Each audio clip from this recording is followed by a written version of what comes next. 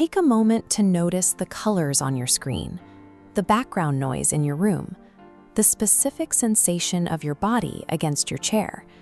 This sensory layer feels like a direct, unfiltered connection to the world around you. But neuroscience suggests that you never actually experience the outside world directly. Instead, you inhabit a story that your brain creates for you every second of your life. When you recognize how much of your experience is manufactured inside your own head, everyday life starts to look different. Consider your brain's physical situation. It is locked in total darkness, sealed inside your skull, with no direct contact with anything outside. The only things it ever receives are electrical signals, tiny pulses from your eyes, ears, skin, nose, and tongue. That is the only raw data it has to work with. Your brain takes these meaningless electrical pulses and decodes them into what you perceive as a seamless reality. Because the brain has no direct access to the world, your conscious experience is essentially a controlled hallucination, generated entirely within the vault of the skull. We see this in the physics of color.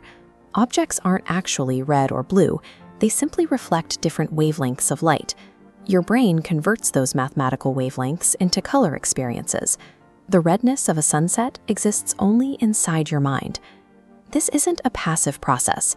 To save time, your brain operates as a prediction machine rather than a recording device. It constantly guesses what is about to happen next, then uses incoming information to update those guesses.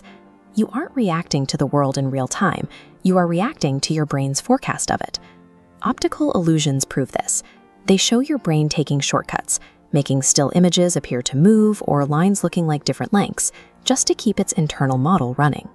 Because the brain prioritizes speed and efficiency over perfect accuracy, the reality you navigate is an edited version of the truth. This predictive mechanism doesn't stop at your five senses.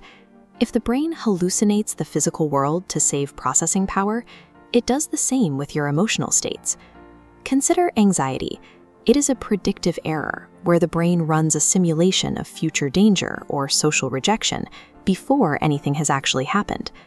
Even if you are safe in the present moment, your heart races and your breath quickens because your body believes the simulation is real.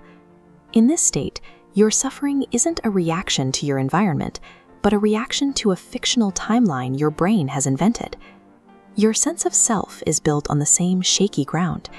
Memories aren't video recordings, they are reconstructions that your brain reshapes every time you recall them. Because the brain hates uncertainty, it will often invent a confident explanation for why something happened, rather than admit it doesn't have the full story. Once we adopt a belief, the brain filters reality to protect it. We notice details that support our story and ignore evidence that challenges it.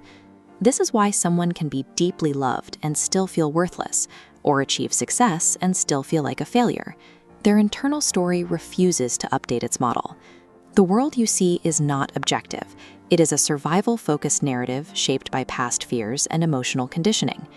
This realization changes the nature of our problems. If the redness of an apple is a mental model, then the feeling that you are not enough is a mental model too. The fear of being judged or the belief that your future is already decided are not absolute truths. They are repetitive predictions that the brain has mistaken for facts. By observing your thoughts instead of automatically believing them, you create distance from the simulation. You can watch a prediction of disaster without your body having to react to it. You start to see that just because a thought is loud or frequent, that doesn't mean it is an accurate reflection of reality. This gives you a way to influence the simulation. Since the brain builds its guesses based on the data it notices, your attention acts as the primary input for the next prediction. When you intentionally look for evidence of gratitude or hope, you provide the brain with new data points that shift the way it renders your next hour or your next day. This explains why two people can stand in the exact same environment, while one experiences a world of threat and the other experiences a world of opportunity. Your brain is not a window into the world. It is an active editor, a constant predictor, and a storyteller. The most effective way to change your life is to start questioning the story your mind is telling you right now.